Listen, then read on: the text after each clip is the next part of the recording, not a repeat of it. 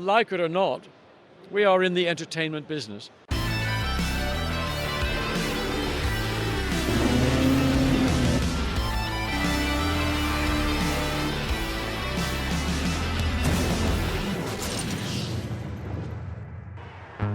Welcome to a special season preview edition of Grand Prix Bitesize. I'm Jake Sanson with your ultimate who's who in Formula 1 2016 guide, from team staff to race drivers, and a free introduction to the stars of the future. We'll start with three men who are influential to Formula 1 who have never actually raced in it. Firstly, Bernie Ecclestone, who's owned the Formula 1 TV rights for nearly 40 years and is worth over $4.2 billion. Then there's Jean Todt, ex-Ferrari team principal, who now heads the governing body of the major Motorsport World Championships. And finally there's Paul Hembry, the man charged with giving all Formula 1 cars the grip they need to keep us entertained.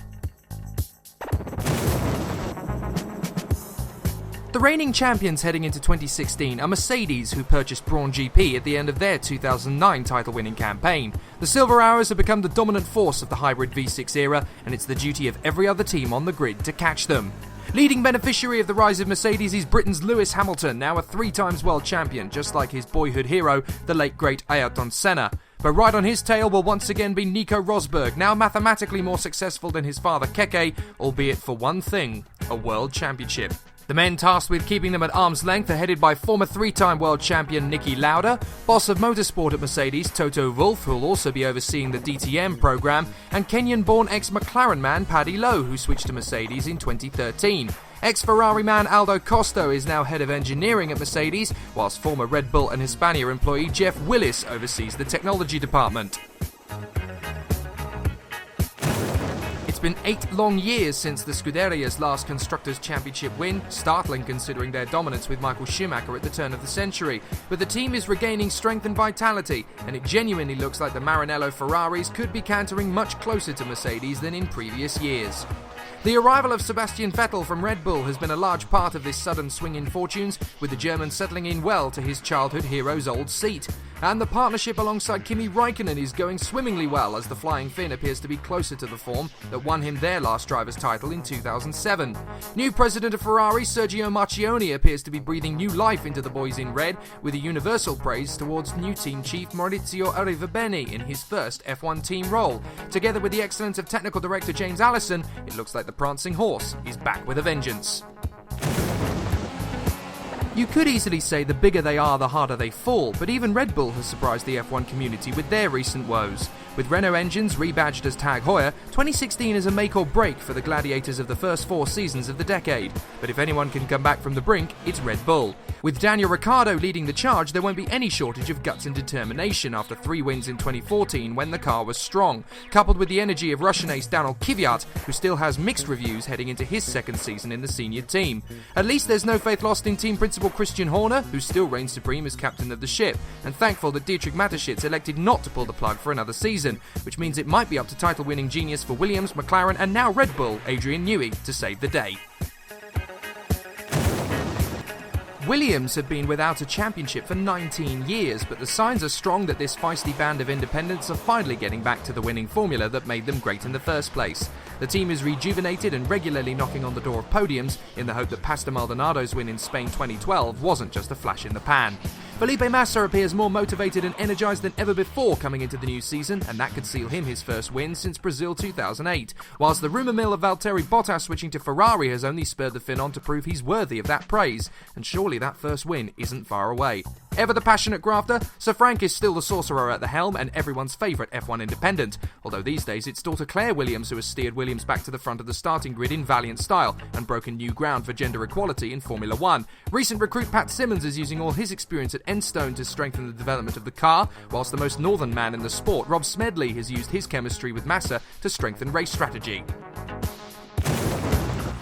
Once Jordan, then Midland, then Spiker, and now Force India. The Silverstone squad have seen it through for the long term in Formula 1, and despite suggestions that the team would rebrand as Aston Martin for 2016, the perennial underdogs are still expected to punch well above their weight for visits to the rostrum, with Mercedes power and a long history of success against the odds.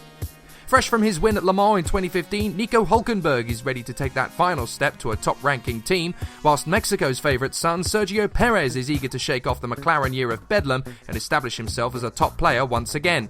The team is still owned by Kingfisher mogul Vijay Mallya, one of the most popular characters in the paddock, with Rob Fernley guiding the team to more development and more glory, something that is becoming more regular thanks to the sterling work of Otmar Schaufnauer, one of the more unrecognised talents in the F1 paddock. McLaren and Honda were nearly unbeatable from 1988 to 92. Times are very different in 2016. The team that gave birth to Lewis Hamilton's career are now struggling for power and begging for podiums, but they'll never give up, and everyone is determined to get that championship title back. Fernando Alonso is now 10 years on from his last world title and desperate to get there again and prove he still has what it takes, with teammate Jenson Button also eager to prove he's not still in Formula 1 just to make up the numbers. The objective is to win the championship again. Ron Dennis is still pushing the team hard to get back up to greatness and has signed Jost Capito from Volkswagen's World Rally program to join the team mid-season. Together with the ever-resurgent Eric Boulier on the pit wall and former Red Bull designer Peter Prodromou now on board, don't be too surprised to see the pendulum swing back in their favour.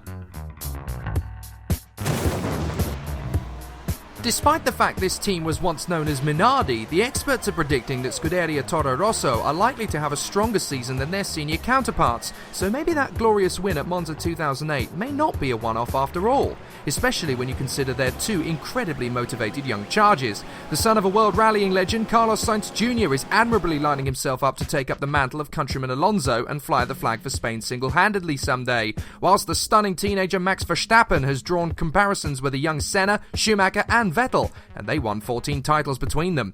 It's to the credit of Franz Tost that the team is so strong these days and could even surpass the Red Bull senior team this year, and with the brilliant minds of James Key and Graham Watson now firmly established in the Faenza squad, those little Italian minnows could well be soaring to many a podium this year. Sauber are one of the biggest mysteries in Formula 1. Once you think they're on the up, they falter, and once you think they're done for good, they bounce back valiantly. The proverbial seesaw of Formula 1 continues to rock to and fro with Ferrari engines and a strong technical team in Heinwell. Their drivers for 2015 remain for this season, with the Super Swede Marcus Ericsson improving all the time and already giving some bigger teams reason to keep him in mind, whilst the new Brazilian on the block Felipe Nasr is keen to make sure his second season is even more impressive than his maiden campaign last year. How Peter Sauber keeps this team in operation is mind-boggling, but there's no doubt his appointment of Manisha Kaltenborn has not only been a genuine breath of fresh air, but potentially his greatest ever decision. The team is growing in strength and stature internally too, with Axel Cruz and former Caterham man Mark Smith giving the team plenty of reasons to be quietly confident. 110 years on from their first ever Grand Prix appearance, Renault are back for their third stint in the sport as a works entrant. But they've already suggested that this season will not be a return to glory. The game plan is one of development and progress, which means we may not see a win or even a podium just yet. Their driver lineup is, however, an inspired one, nabbing the Danish star Kevin Magnussen, ensuring his 1 year at McLaren won't be his last, whilst Jolyon Palmer finally grabs that full-time F1 seat he's been striving for after his GP2 Series title 2 years ago. Carlos Ghosn is determined that this won't be a half-hearted effort, with he and Renault president Jérôme Stoll likely to be working tirelessly for many a year to come. In the pits comes youth and experience. Cyril Abitboul is at the helm, no longer having to cope with a tug of love with Red Bull, with ART mastermind Frédéric Vasseur appointed alongside the experienced Bob Bell. Brace yourselves, folks. It could take a while, but it could be incredible.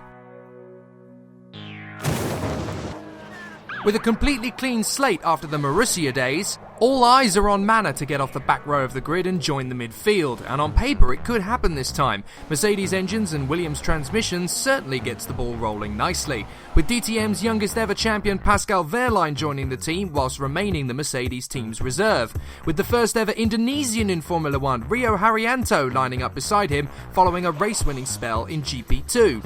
We say farewell to John Booth and Graham Loudon, with new owner Stephen Fitzpatrick set to take on a tough mission alongside the Sainsbury's super billionaire Justin King to turn the team's fortunes around.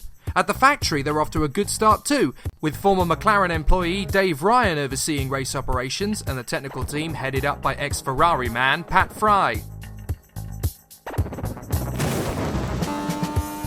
For 2016, there's a new team in Formula One from the USA, only the 8th in F1 history and the first All-American operation since the unrelated Haas Lola retired from Grand Prix racing in 1986. The operation looks pretty concrete from the outset, with technical support and engines from Ferrari and a promising driver lineup. The established Romain Grosjean has expressed his hope that the partnership with Haas could springboard a move to Ferrari for 2017, while the Scuderia's reserve driver Esteban Gutierrez is back in the paddock again, still the second youngest ever to set a fastest lap after Nico Rosberg. With the talents of NASCAR team boss Gene Haas at the helm, anything is possible for this brand new venture, with the team being managed by former Red Bull and Jaguar man Gunther Steiner and aerodynamicist Ben Agathangelo after stints at Ferrari and Red Bull.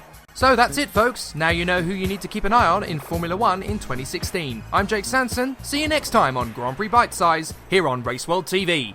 Like it or not, we are in the entertainment business.